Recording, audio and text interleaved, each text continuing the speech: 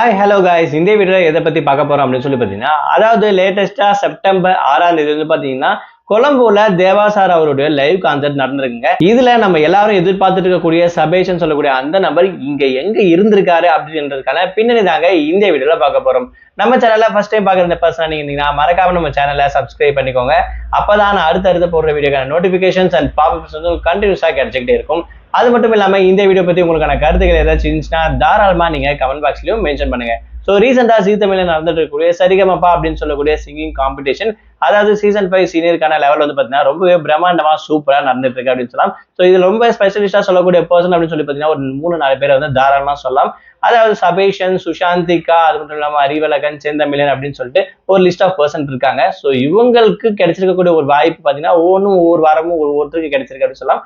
அந்த வகையில லாஸ்டா போன வாரம் வந்து பாத்தீங்கன்னா தேவா சார் ரவுண்ட் நடந்துச்சு. அதாவது தேவா 35 ஸ்பெஷல் ரவுண்ட் அப்படின்ற இந்த ரவுண்ட்ல சபேஷன் பாடிருக்கக்கூடிய பாடல் வந்து பாத்தீங்கன்னா அவருக்கு ரொம்பவே பிடிச்சிருக்கு அப்படின்ற விஷயத்தை வந்து மென்ஷன் பண்ணியிருப்பாரு.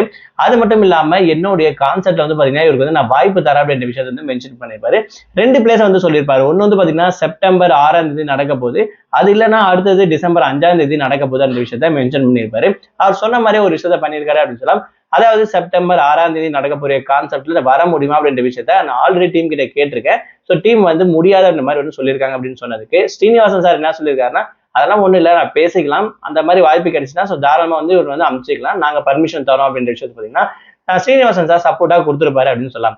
இந்த இம்பாக்ட் என்ன ஆச்சு அப்படின்னு சொல்லி பாத்தீங்கன்னா, அதாவது ரீசெண்டா செப்டம்பர் 6ஆம் தேதி சனிக்கிழமை தேவா சாரோட லைவ் கான்சர்ட் வந்து பாத்தீங்கன்னா கொலம்போல வந்து நடந்திருக்கு. ஸோ இங்க அந்த மண்ணின் மைந்தன் சபேஷன் வருவாங்க அப்படின்ற விஷயத்த நிறைய பேர் எதிர்பார்த்துட்டு இருந்தாங்க அப்படின்னு சொல்லலாம். இவரு அன்னைக்கு நடந்த கான்செப்ட் வந்து பாத்தீங்கன்னா கலந்துக்க முடியல அப்படின்ற விஷயத்த வந்து பாத்தீங்கன்னா ஒரு அப்டேட்டா கிடைச்சிருக்கு. அது மட்டும் இல்லாம இவருடைய அடுத்த கான்செப்ட் டிசம்பர் 5ஆம் தேதி இருக்கு. ஸோ இதுல கண்டிப்பா தேவா சாரோடைய கான்செப்ட்ல வந்து பாத்தீங்கன்னா சபேஷன் பாடப்படுவார் அப்படின்னு விஷயத்தை எதிர்பார்க்கலாம் அப்படின்னு சொல்ல வருது. ஏன்னா ஆல்ரெடி தேவா சார் சொல்லிட்டு இங்க நான் வந்து கேட்டு பார்த்தேன், பட் வந்து அவங்களுக்கு ஸ்லாட் கொடுக்க முடியாது அப்படின்ற விஷயத்த வந்து சொல்லியிருந்தாங்க.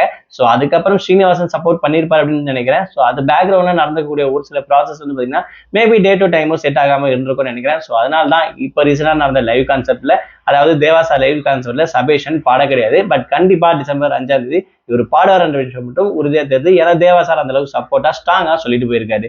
ஸோ இதை பத்தி நீங்க என்ன நினைக்கிறீங்க? உங்களுடைய கமெண்ட் என்னன்ற விஷயத்த மறக்காம கமெண்ட் பாக்ஸ்ல மென்ஷன் பண்ணுங்க.